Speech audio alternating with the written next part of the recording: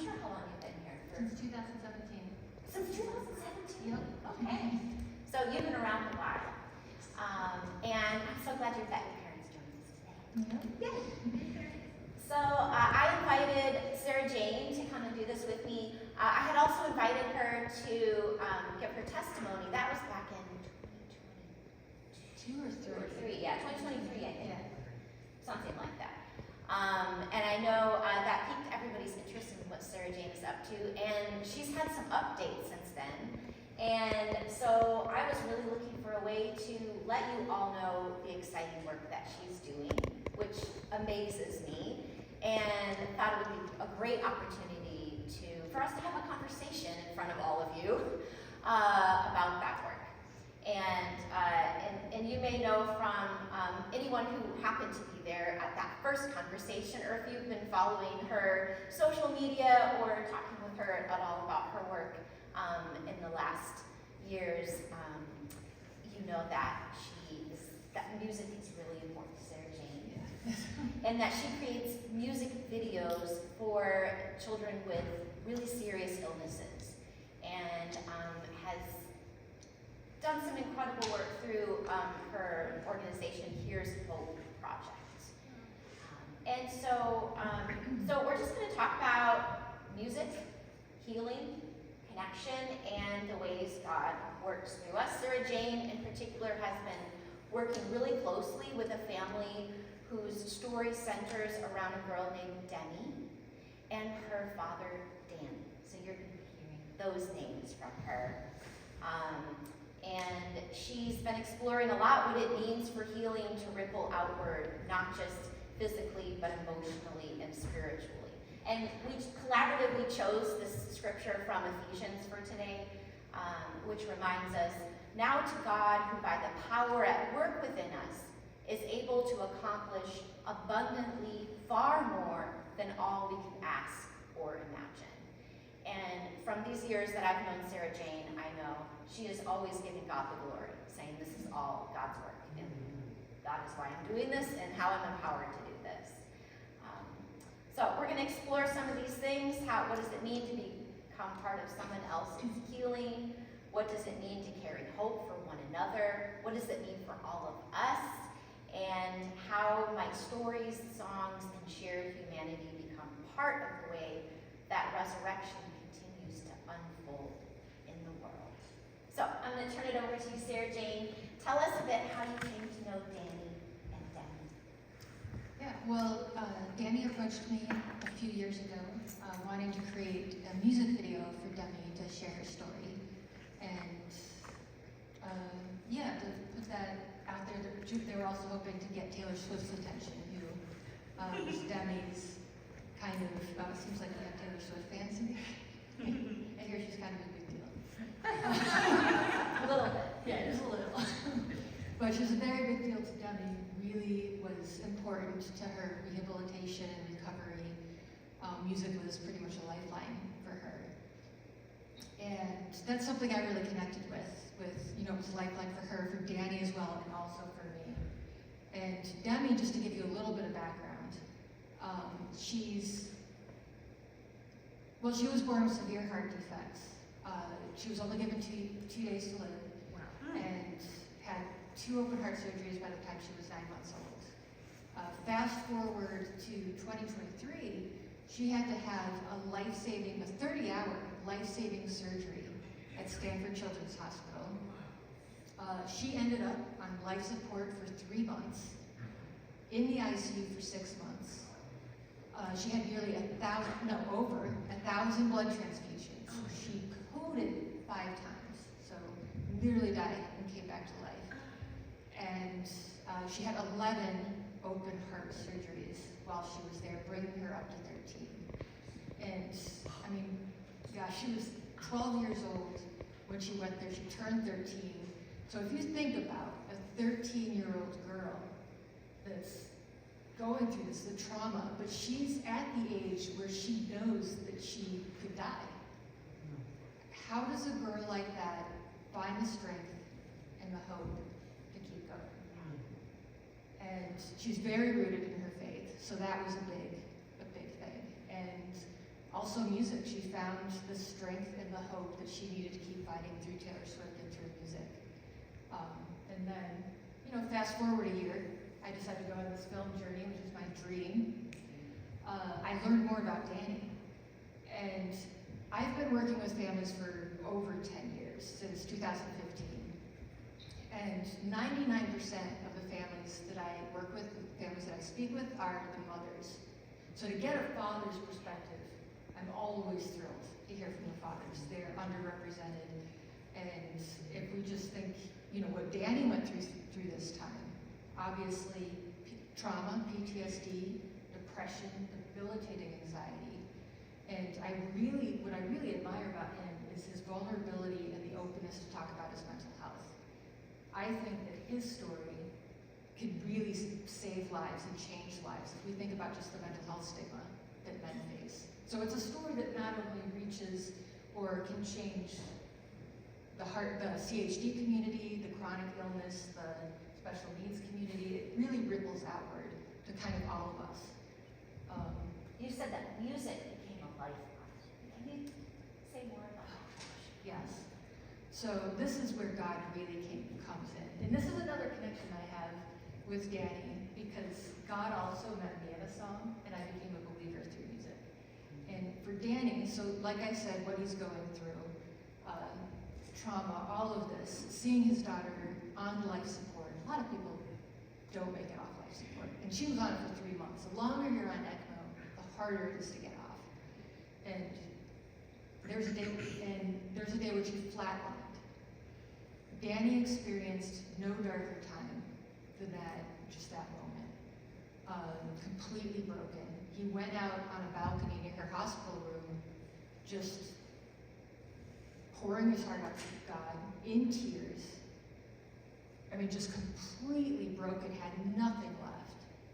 And in a moment of complete surrender, God met him in a song that he wrote called Tested Love, and sort of breathed life back into him. And so I kind of think of this as almost a resurrection story. Debbie physically died, and he almost had a death in his own way through that surrender, and God breathed life back into him through music. And the beautiful thing I found about that, he ended up singing that song to Demi by her bedside in the hospital, and as she slowly began to recover, music became a big deal and a big part of her life too. She, like I said with Taylor Swift, found inspiration and hope to keep fighting, and also found a voice. Taylor Swift inspired her to write her own songs, and I'm sure her dad played a role in that too, about her experience. And so it played a role in her just emotional healing, but also the rehabilitation, because music, the benefits of music are like endless. I don't even think we've begun to tap into it. And so that helped with her rehabilitation. She got to a point where when you're bedridden for that long, and especially that ill, she got down to like 80, 90 pounds. So she had to learn to walk again. And so music was a big part of her physical therapy and aiding to do that. We're doing this worship series here called Counterweight. It seems like music is incredible counterweight. Yeah, this could be a more time, better time to talk about this. Yeah, and music helps us acknowledge real life. It helps us to acknowledge pain. We've talked some about spiritual bypassing. I mentioned it in a sermon because I just learned about the term recently. Sara Jane had known it, but she heard it in a sermon. I was like, spiritual bypassing. I hadn't heard it. I got so excited when you talked about that. It's such a big deal. It's such an important thing to talk about for people to know. Yeah, and spiritual bypassing is when people say something like, oh, you just need to trust God. Oh, you'll be okay. Give it to God. Just let Jesus take the wheel. But yes, trust God. And what you're experiencing is really difficult. So we shouldn't bypass what we're feeling in a spiritual way. God is with us in the pain. Yes, God can help us with the pain, but that difficulty is still happening. That's why we have fun. That's why we have counterweight. Music gets to those raw feelings and helps us feel it and acknowledge it. in talking about spiritual bypassing, you know, this is, when I became a believer back in 2017, this was something I really struggled with.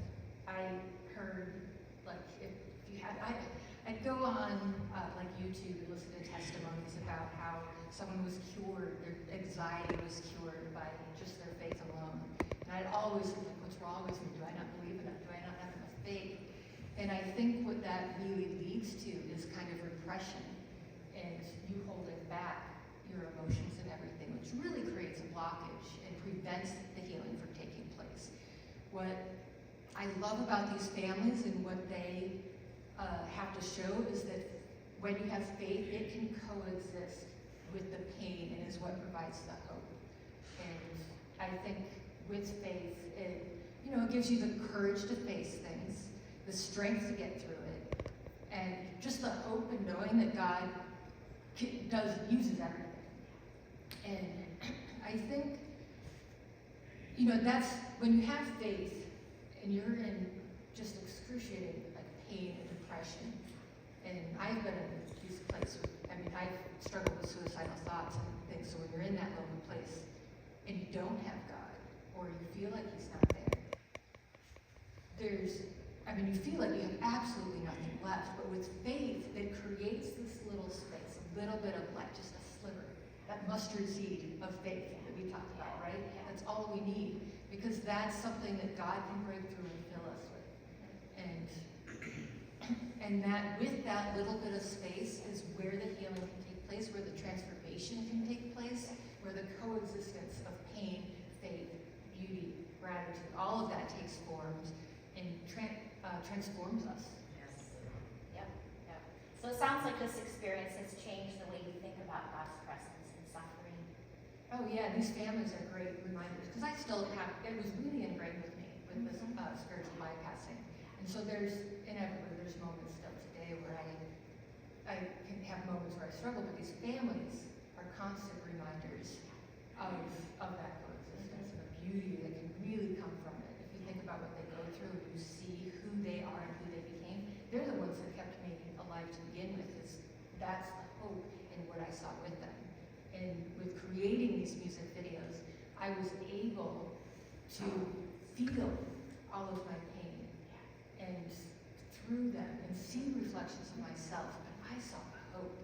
I saw the beauty of what a person became because of it, and that's what kept me fighting. Those families became a counterweight for you. They were a miracle in my life. Yeah, it's amazing. It's such, I love the reciprocity of it, the relationship of it. It's not just you going to help.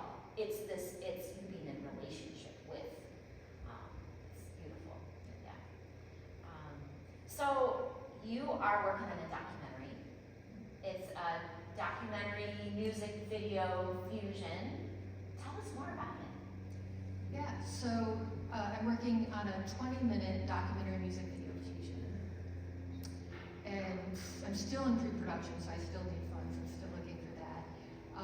And it's, it's important for me, my dream and my passion and my purpose, because of what I've experienced through music and what I believe can happen through music, is just, I don't know, it's, okay, so we think about, music, we say it's this universal language. It breaks through barriers and language barriers, but what is it about music that does that?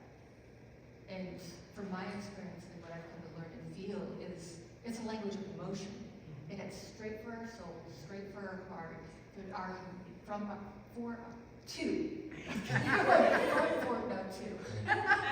humanity, and to our core. And when we reach that space of a person, it opens up this vulnerability in us. We become vulnerable. It breaks down our own walls and allows us, frees up the space to kind of empathize with another person, to see reflections of ourselves, and to just, empathize and connect.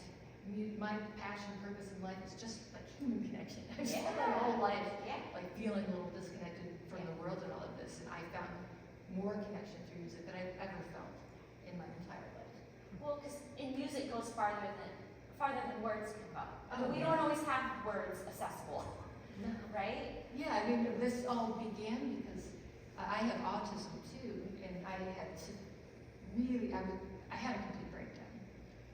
Really a lot of mental health struggles, and I struggled communicating with words, and I still have this problem. Last week, Friday, Saturday, and Monday, I had moments where I struggled with words, and words just disappear from my mind.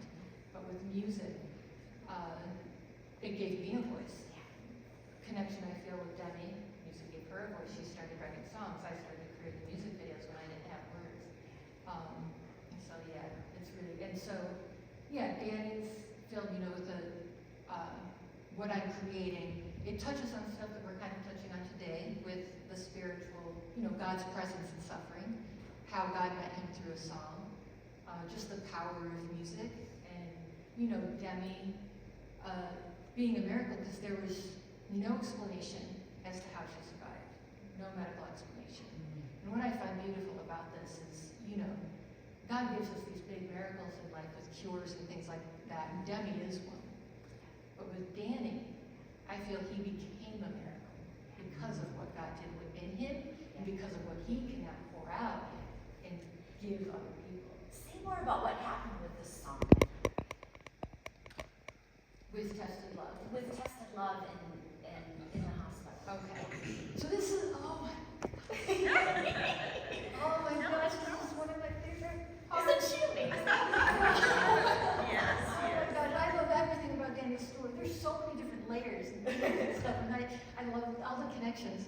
And so, oh my gosh, did I make a What's your voice? So Danny's song. Yes, okay, so, you know, it was born in this moment of complete surrender.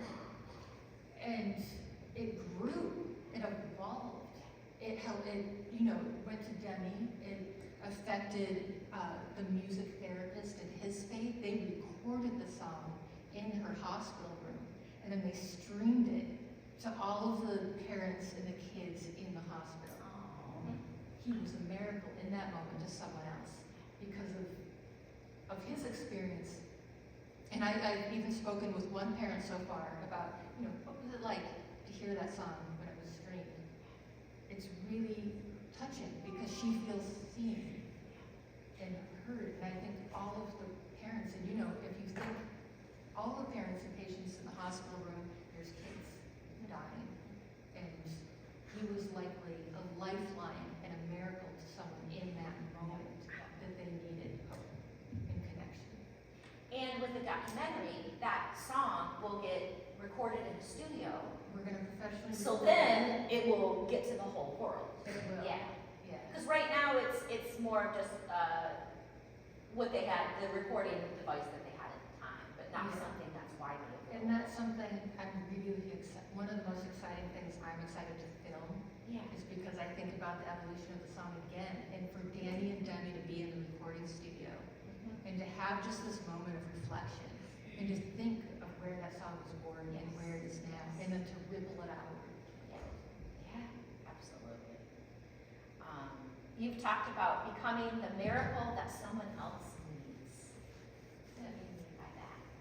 So I guess I've already touched on the miracle that Danny Yeah, is, yeah. but you know, I'll tell you a bit about my story. You know, 2015, like I said, completely broken, and I found a voice through music, through Owl City, through a song Shooting Star.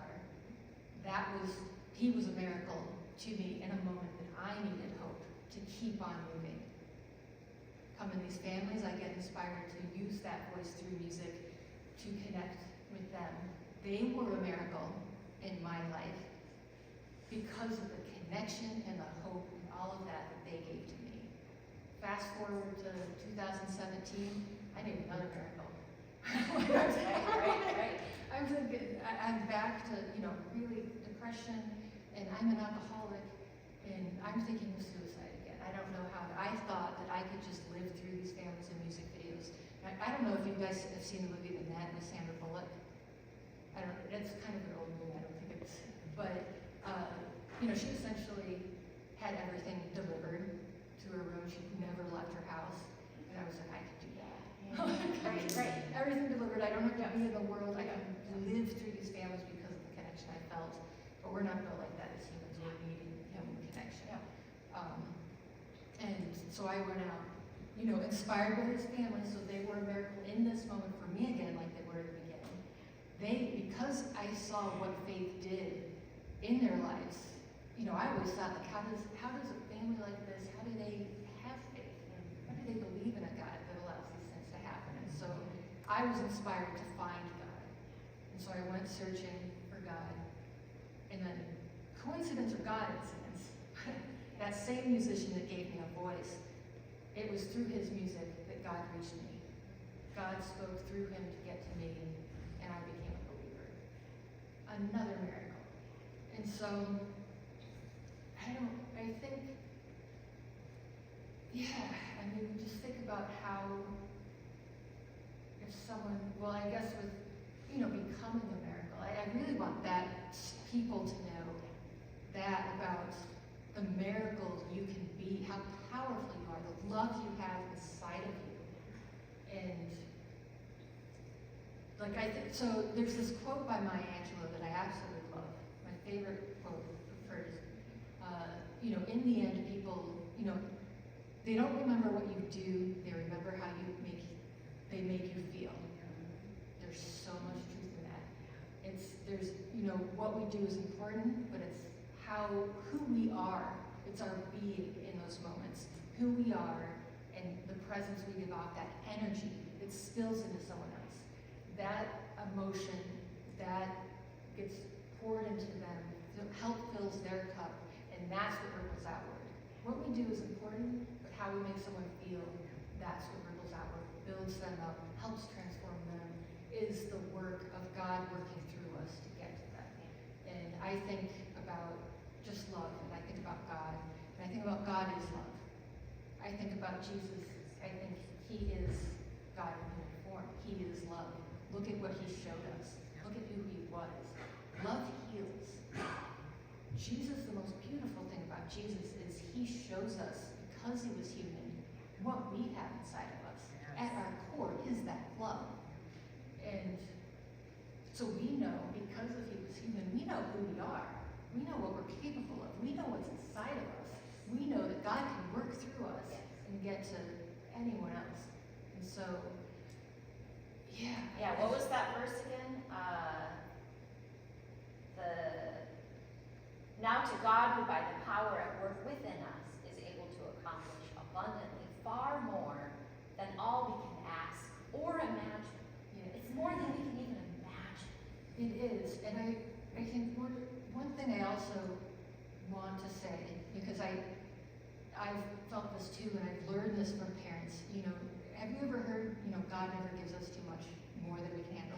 God never gives us more than we can handle. You ever feel like he gives us more than we can handle? Absolutely. Oh, He's yeah. definitely giving me more than I can handle. Yeah. And that's where these miracles come in. Yeah. That's where you come in. Yes. I think God does give us more than we can handle at times. I think now, in the world, a lot of us feel like, I don't know how to, but that's why God gives us each other. Well, you are a miracle. Yes. You're a miracle. Thank you so much for being willing to talk with us. And by the way, when I asked her, she immediately said yes. I have so much inside of me that I just want to somehow figure out how to get out. So this is a blessing to me. Thanks for listening to me. Thanks for giving me this opportunity. You're so welcome. And we're all a miracle, and it's all a counter. Yes, you are a miracle. Our very existence is a miracle. Yeah. You were born a miracle. Be a miracle. Yeah. Amen.